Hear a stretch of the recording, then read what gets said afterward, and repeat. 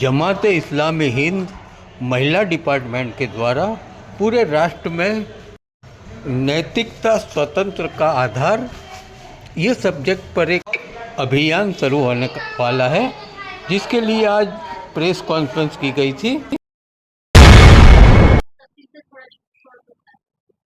देखिए, हमारा जो मकसद है इस मुहिम का वो यही है कि जैसा कि टॉपिक से ही जाहिर है कि मॉरलिटी इज फ्रीडम।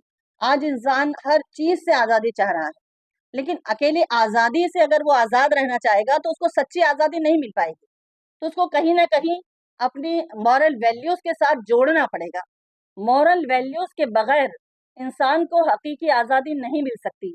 मिसाल के तौर पर अगर आप देखें कि सैलाब है, उसके अंदर पानी जो मौजें मारता हुआ हमको नजर आता है तो बड़ा खूबसूरत लगता है, लेकिन वही पानी जब उसके अंदर जोश आने लगता है और वो अपने तट को फलांग कर अपने लिमिटेशंस को तोड़कर जब बाहर आता है पूरे जोश के साथ, तो बाढ़ आ जाती है और हम देखते हैं कि फिर क्या कुछ होता है।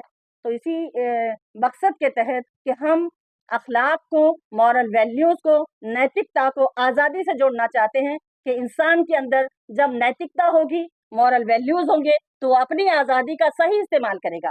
वो अपनी आज़ादी का ऐसा इस्तेमाल नहीं करेगा कि मैं आज़ाद हूँ, मेरा मफाद, मेरा फ़ायदा जिस चीज़ में है मैं सिर्फ वही देखूंगा, मुझे इससे कोई मतलब नहीं आता कि मेरी आज़ादी से दूसरों को तकलीफ हो रही है या फ़ायदा। मुझे तो ये देखना है कि मेरा फ़ायदा हो रहा है या नहीं। तो ये आज़ादी सच्ची आज़ादी नहीं है, उसकी आज़ादी से किसी दूसरे को नुकसान नहीं पहुंचना चाहिए।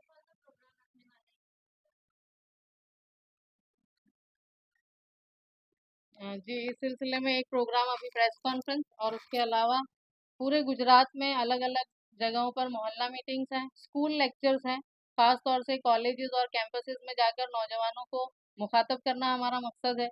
उसके अलावा पैनल डिस्कशंस और इंटरफेथ डायलॉग्स, तमाम जितने भी मज़ाहिब के लोग इस हिंदुस्तान में पाए जाते हैं, इस गुजरात में पाए जाते हैं, हम उन तमाम मज़ाहिब के लोगों के साथ मिलकर डायलॉग करना चाहते हैं कि नैतिकता हर मज़हब को, हर मज़हब में प्रमोट की गई है और उसको आज़ादी के साथ जोड़ना हमारे समाज के लिए, लोगों के लिए बहुत ज़रूरी है। और उसके अलावा एक अहम बड़ा प्रोग्राम जो हम करने जा रहे हैं 28 सितंबर को टैगोर हॉल में, वो हमारा कंक्लूडिंग प्रोग्राम होगा इस मुहिम का, इस कैंपेन का, और जिसके ज़रिए हम यही मैसेज लोगों में आम करना चाहते हैं कि मोरालिटी के साथ ही फ्रीडम असल फ्रीडम है।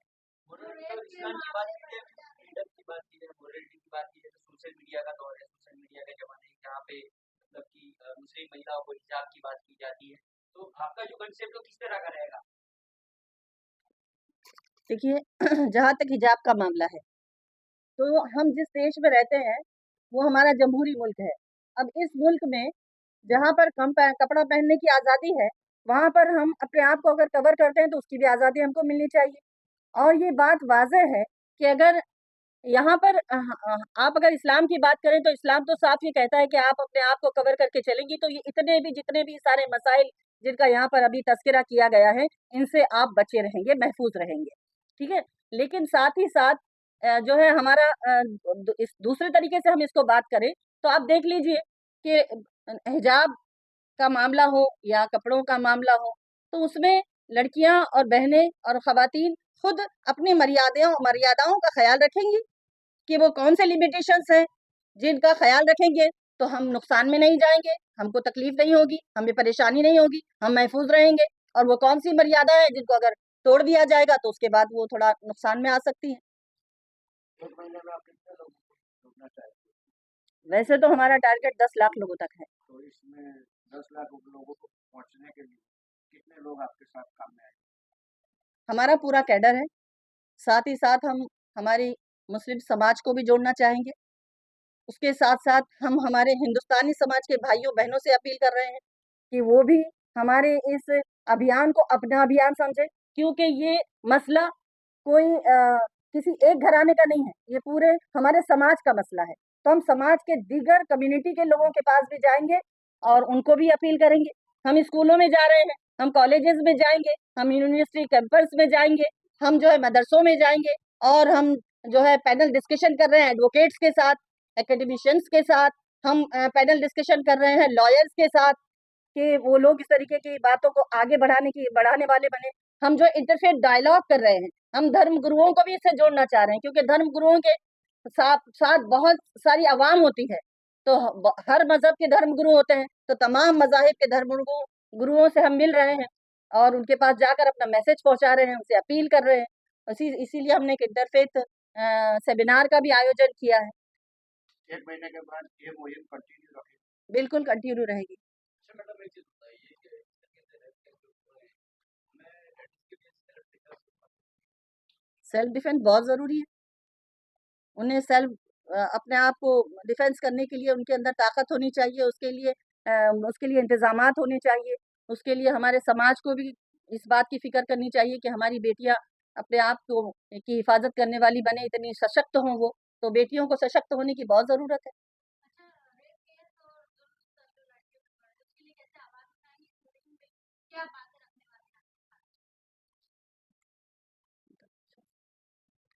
रेप केसेस और महिलाओं पर जो अत्याचार है, जो बढ़ता चला जा रहा है, उसके सिलसिले में हमने जो डेटाज अभी आपके सामने आए हैं, हमारे लोगों ने उन डेटाज को जमा किया है और ये डेटाज हम लोगों के सामने रख रहे हैं और ये बता रहे हैं कि ये तो वो केसेस हैं जो दर्ज हुए हैं और जो दर्ज नहीं हुए हैं ऐसे तो बेशुमार केसेस होंगे जो हमारे सामने नहीं आए हैं।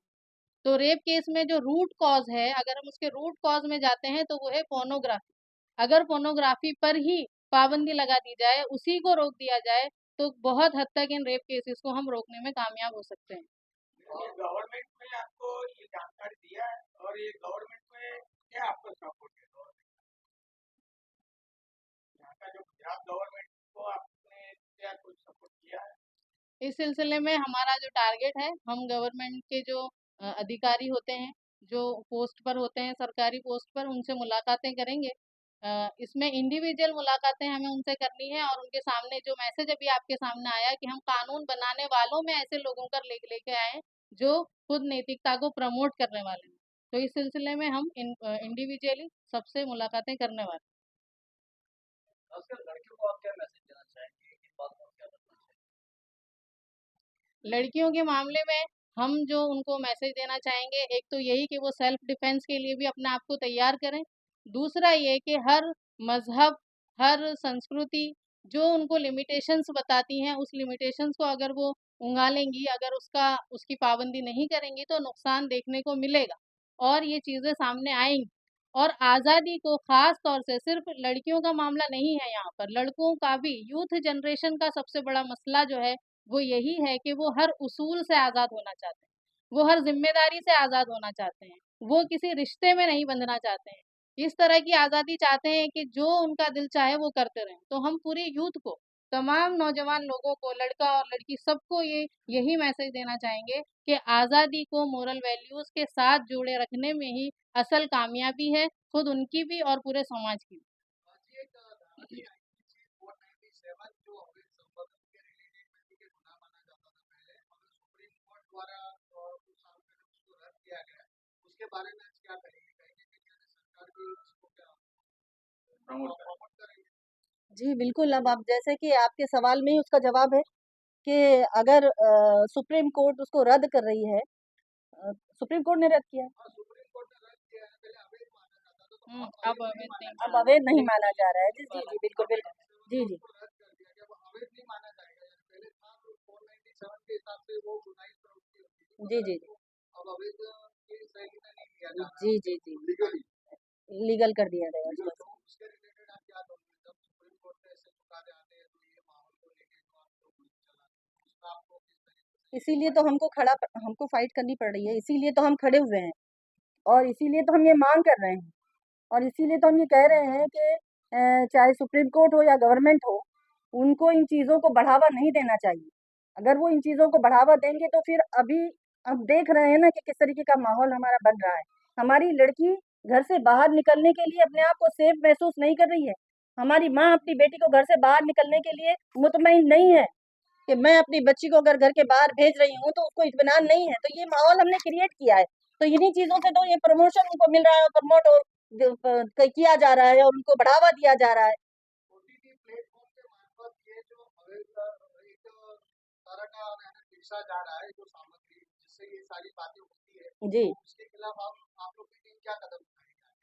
हम मांग ही कर सकते हैं, हम ये मांग करेंगे कि ये सारी चीजें खत्म हो, नशावर चीजें खत्म हो, और उसके अलावा जितनी भी सामग्री पेश की जा रही है ना, तो इसके पीछे कहीं ना कहीं और ये नजरियाती तहरीक है, ये कहीं की कोई और नजरिया है जिसको चला रहा है।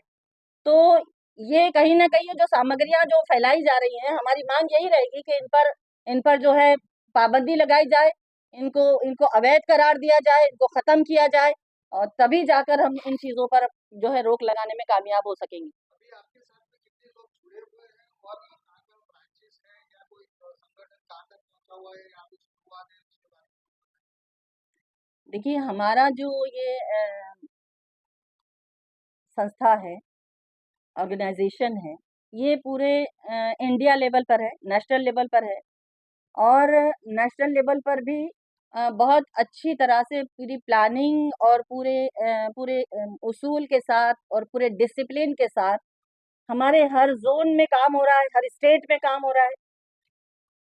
हमारा एक सेंटर है जो दिल्ली में है, उसके बाद हमारे हर स्टेट लेवल पर एक एक जोन है, फिर जोन के बाद हमारे यहाँ डिस्ट्रिक्ट लेवल पर काम हो रहा है, फिर डिस्ट्रिक्ट के बाद मुकाम यानी यूनिट लेवल पर, लोकल लेवल पर काम हो रहा है। और ये जितने भी सतह में हमने आपको बताई हैं, हर सतह पर हमारे मेंबरान और हमारे अरकान और हमारे कारकुनान मौजूद हैं, हमसे इत्तेफाक करने वाले लोग मौजूद हैं।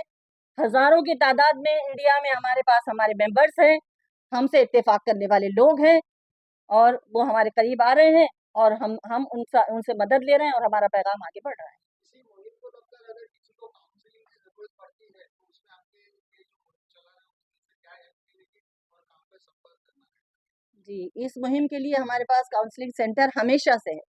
देखिए, एक बात बताती चलूँ कि जमात इस्लामी वो तंजीम है, वो ऑर्गेनाइजेशन है कि जब बीमारी आ जाए उसके बाद इलाज नहीं करती है। जमात इस्लामी का काम ये है कि बीमारी आए ही नहीं, वबा फैले ही नहीं, वो वबा पनपने ही ना पाए, उससे पहले उसके रोकथाम की कोशिश करती है। तो हम आपसे गुजारिश करेंगे कि आप जमात इस्लामी के ऑफिस पर आइए, हमारा पॉलिसी प्रोग्राम देखिए, हमारा कॉन्स्टिट्यूशन देखिए, हमारी प्लानिंग देखिए, हम क्या क्या करना चाहते हैं हिंदुस्तान भर के अंदर। तो आपका जो सवाल है उसमें आपको जवाब उसमें मिल जाएगा कि हम लोग काउंसलिंग सेंटर भी चला रहे हैं, हम लोग media health medical health centre भी चला रहे हैं, हम लोग हम वो बच्चे जो पढ़ नहीं सकते उनको स्कॉलरशिप देने का भी काम कर रहे हैं। तो बहुत सारी जनसेवा के काम है, वो भी हम कर रहे हैं।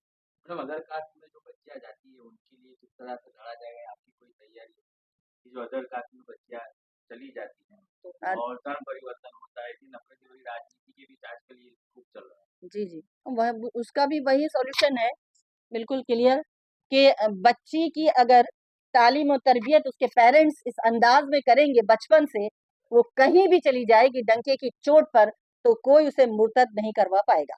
तो सबसे पहला काम पेरेंट्स का है। लेकिन साथ में ये बात भी ध्यान रखने जैसी है कि जो लोग इस तरीके के कृत्य में शामिल हैं, कि वो जानबूझकर बच्चियों को किसी तरीके से बहला फुसला कर इस तरीके के कृत्य करवा रहे हैं, वो भी एक अच्छा काम नहीं है, उनको भी ये सारे काम नहीं करने चाहिए, बच्चियों को बरगलाना नहीं चाहिए, और बच्चियों को भी अपनी मर्यादा, अपने ईमान और अपने अकीदे का ख्याल रखना चाहिए। चलो भाई, तो हमने जो टॉपिक पर बात की है इन माँ बाप को रोकने के लिए हमसे वालिदैन को क्या करना चाहिए? जी, वालिदैन की इस सिलसिले में बहुत बड़ी जिम्मेदारी है।